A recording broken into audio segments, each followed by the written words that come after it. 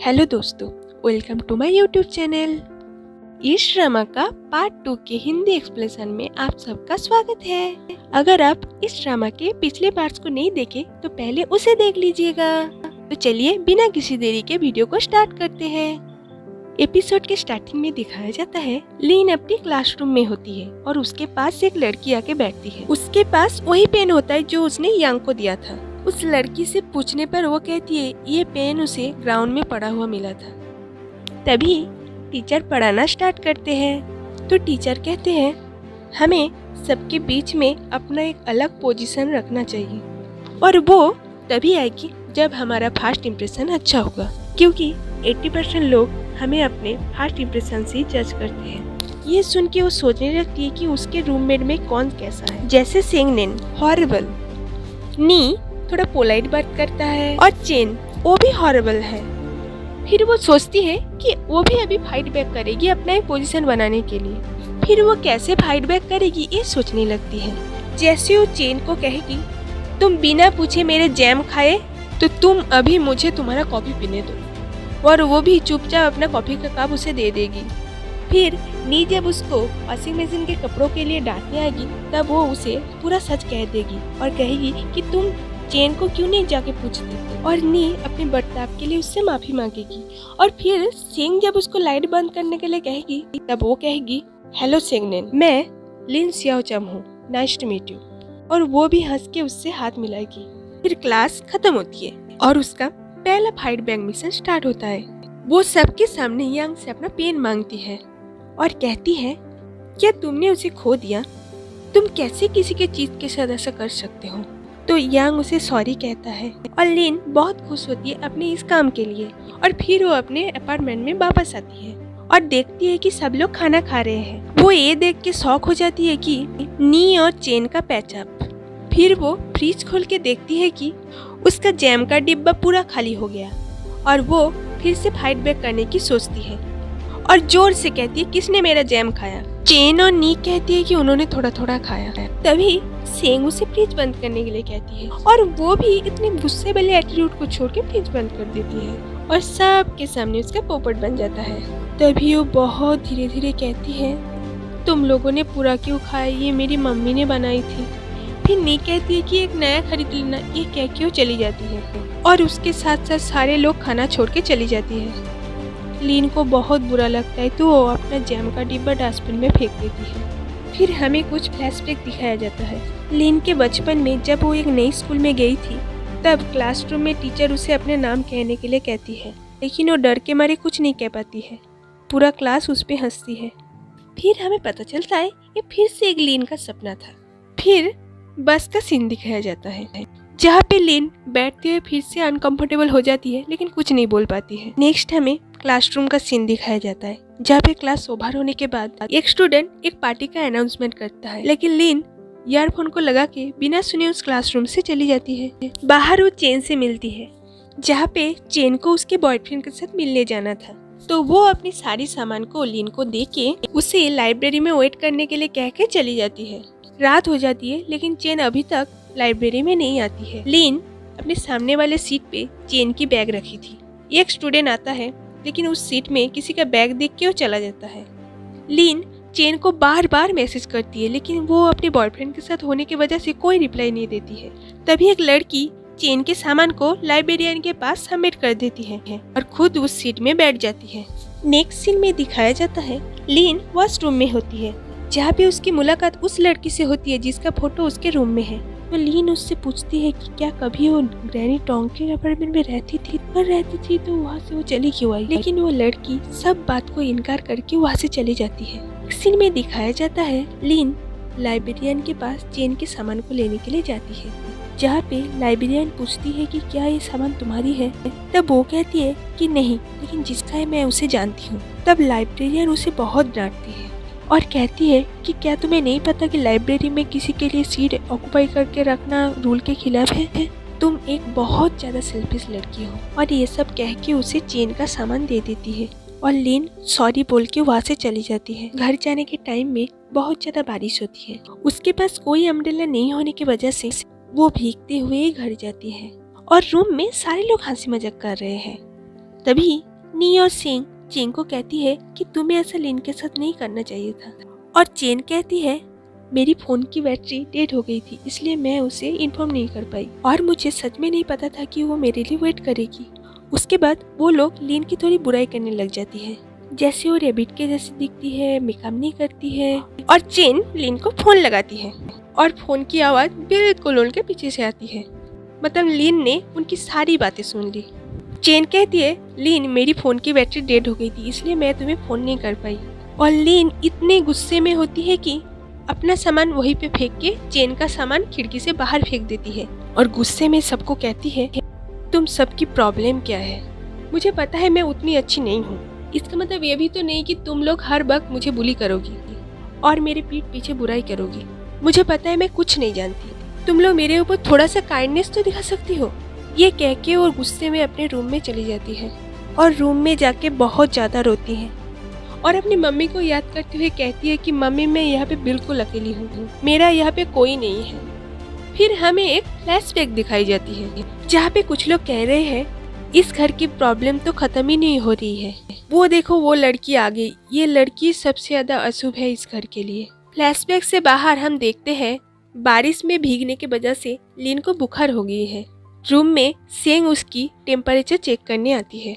हमें फिर से एक फ्लैशबैक दिखाई जाती है जहाँ पे किसी के एक्सीडेंट हो गई है। फ्लैशबैक से बाहर लिन नींद से जागती है और बाहर बाकी लोग रूम के साफ सफाई कर रही है और इधर लिन को वॉशरूम जाना था, लेकिन वो समझ नहीं पा रही कि वो सबको फेस कैसे करेगी। और उसके बाद लिन बहुत हिम्मत करके रूम से बाहर आती है और वॉशरूम जाती है। वॉशरूम से निकल के वो सबसे सॉरी कहती है और सेंगनेन कहती है कि सॉरी बोलने की कोई जरूरत नहीं क्योंकि उस पे कोई गुस्सा ही नहीं है और उसको रेस्ट करने के लिए कह के सब अपने अपने काम पे लग जाते हैं। नेक्स्ट सीन में दिखाया जाता है लिन कुछ साफ सफाई कर रही है, तभी उसे सेंगनेन की 2 नोट मिलती है जिसमें सेम चीज ही लिखी होती है, जिसमें एक उसने काट दिया था और एक लिन को दिया था। नेक्स्ट सीन में दिखाया जाता है सभी लोग खाना खा रहे हैं, तभी लिन भी खाना खाने के लिए टेबल पे आती है। वो बीमार थी इसलिए चेन उसके लिए गरम सूप बनाने जाती है। तभी लिन कहती है कि तुम लोगों ने मेरी मेडिसिन और डॉक्टर के लिए कितना पैसा स्पेंड किया। अब चेन कहती है ये पैसा सेंग ने दिया, लेकिन तुम्हें इतनी चिंता करने की कोई जरूरत नहीं। तो लिन फिर से सॉरी कहती है।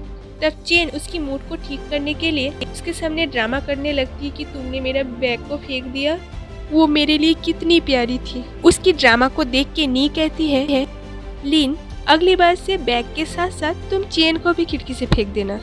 उसके बाद चेन लिन को सूप ला के देती है। उन लोगों में ऐसी हंसी मजाक चलती रहती है।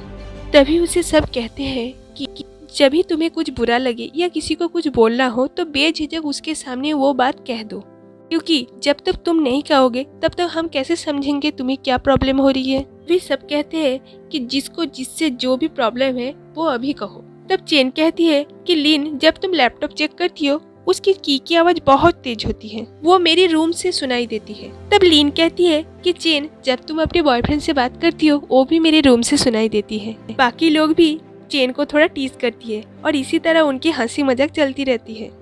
तभी लिन को भी समझ में आ जाती है कि वो इन लोगों के बारे में जो सोचती थी वो बिल्कुल गलत थी, क्योंकि ये लोग बहुत बहुत बहुत ही अच्छे हैं। तभी सभी लोग लिन को जोर से हंसने के लिए कहती है और लिन भी जोर से हंसती है और उसकी हंसी को देख के सभी लोग हंसने लगते हैं। तभी नेक्स्ट सीन में दिखाया जाता है लिन बास पे होती है, जहाँ पे वो सोचती है कि जब वो लैपटॉप चलाती है तो उसकी आवाज़ से चेन को पढ़ने में प्रॉब्लम होती है।